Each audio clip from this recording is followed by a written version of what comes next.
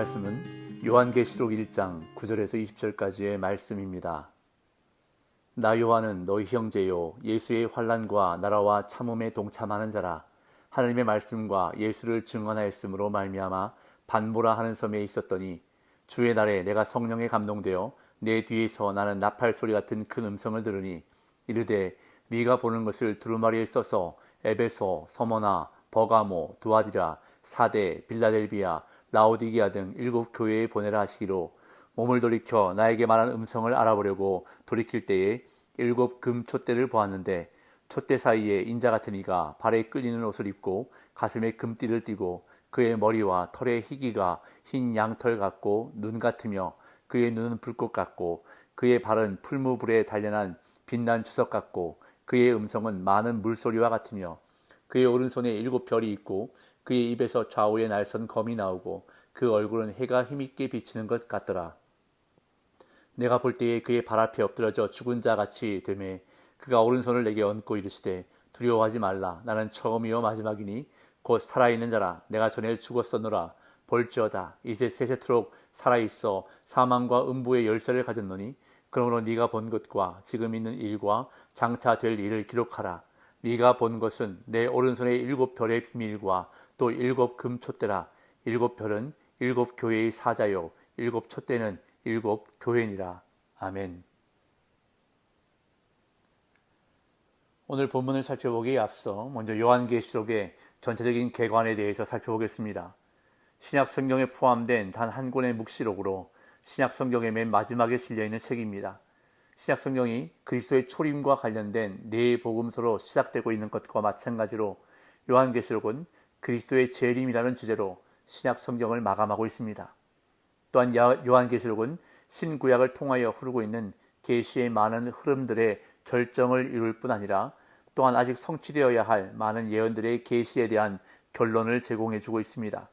그리스도의 재림과 그에 앞서 이루어질 몇 년간의 일들이 요한계시록에서는 성경의 어떤 다른 책보다 더 사실적으로 드러나 있습니다. 명칭에 대해서 살펴보면 계시란 숨어 있는 것을 벗긴다라는 뜻입니다. 과거에는 하나님의 얼굴이 가려져 있어 잘 몰랐으나 예수 그리스도가 이 땅에 오신 후부터 베일을 벗기시고 내에 보이신다는 것입니다. 또한 계시란 하나님의 예언의 한 방법인데 하나님께서 미래사를 인간에게 보여주시는 것입니다. 저자와 수신자에 대해서 살펴보면 요한계시록의 처음 몇 절이 명백하게 언급해 주듯이 이 책은 요한에 의해 기록되었습니다. 1세기 이래로 오늘날에 이르기까지 정통 그리스도인들은 요한계시록의 저자가 사도 요한이라는 사실에 거의 만장일치로 동의해 왔습니다. 그리고 수신자는 실제로 존재했던 7 교회들입니다. 그러나 그 당시 교회에만 보낸 편지라기보다는 교회들을 통하여 세계 만민, 즉 모든 교회에 보낸 편지입니다. 그런 면에서 볼 때 7 교회들은 모든 교회의 대표라 할 수 있습니다. 저작 연대에 대해서 살펴보면 대부분의 복음주의 신학자들은 AD 95년 혹은 96년에 기록되었다고 추정하는데 이는 사도 요한이 AD 96년에 죽은 도미티아누스 황제가 다스리는 기간 중 반모섬으로 유배당했다는 초대교회 교부들의 언급에 기초한 것입니다. 문학 양식과 구성에 대해서 살펴보면 다니엘서나 에스겔서와 같은 구약의 책들과 마찬가지로 요한계시록도 상징적이고 묵시론적 계시 형태들을 사용하고 있습니다. 그리고 구성은 크게 서론 부분인 1장과 7 교회에 보내는 편지들이 기록된 2장과 3장 그리고 미래에 대한 계시가 기록된 4장부터 22장까지로 나누어집니다. 마지막으로 전체적인 내용에 대해서 살펴보면 우리는 이 편지를 처음에 받아 읽은 최초 독자들의 관점에서 요한계시록을 읽을 필요가 있습니다. 당시 소아시아에 살던 초대교회 그리스도인들은 안으로는 거짓 선지자들의 미혹을 그리고 밖으로는 로마 황제 숭배를 거부함으로 인한 박해를 받아야 했습니다.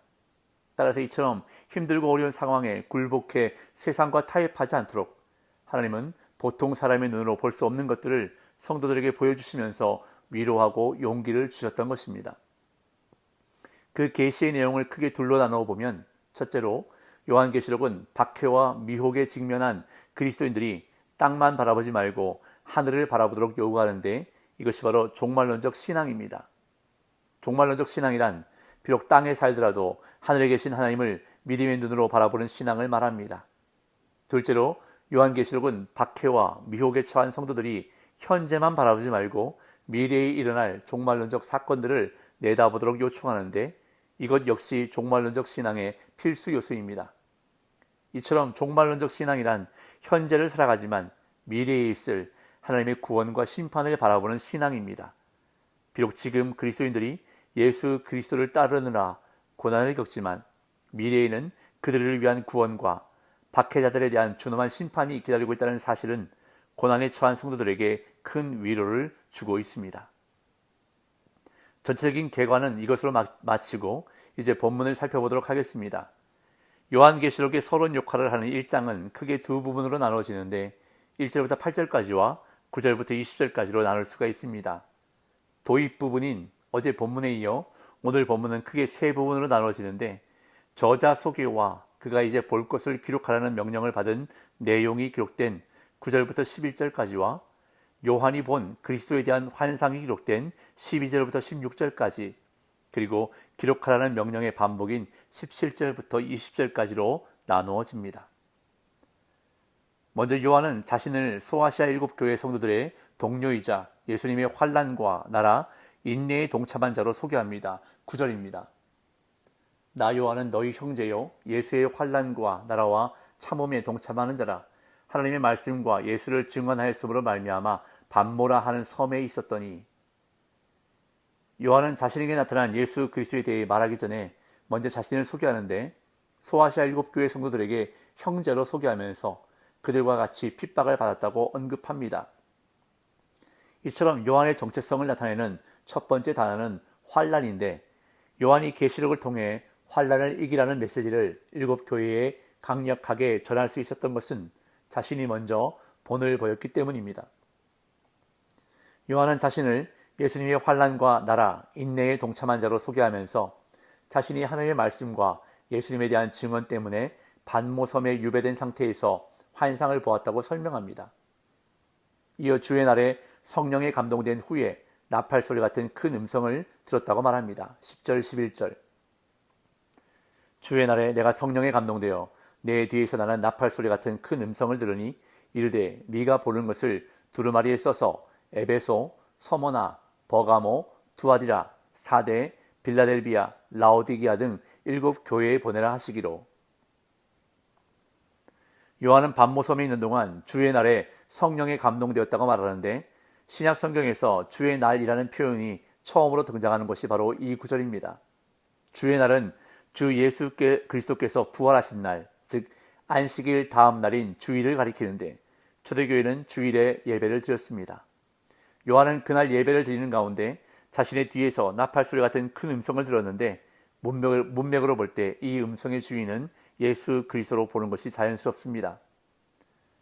요한은 그 음성을 통해 소아시아에 있는 7교회에 편지를 보내라는 명령을 받는데, 여기에 기록된 교회의 순서는 지리적으로 에베소부터 라오디게아까지 하나의 연속선으로 연결되는 순서입니다. 이에 요한은 편지를 보내라고 말하는 이가 누군지 보기 위하여 돌이키는데, 그가 처음 본 것은 7 금 촛대였고 그 촛대 사이에 인자 같은 이를 보았다고 기록합니다. 12절에서 16절. 몸을 돌이켜 나에게 말한 음성을 알아보려고 돌이킬 때에 7 금 촛대를 보았는데, 촛대 사이에 인자 같은 이가 발에 끌리는 옷을 입고 가슴에 금띠를 띠고 그의 머리와 털의 희기가 흰 양털 같고 눈 같으며 그의 눈은 불꽃 같고 그의 발은 풀무불에 단련한 빛난 주석 같고 그의 음성은 많은 물소리와 같으며 그의 오른손에 7뼈리 있고 그의 입에서 좌우에 날선 검이 나오고 그 얼굴은 해가 힘있게 비치는 것 같더라.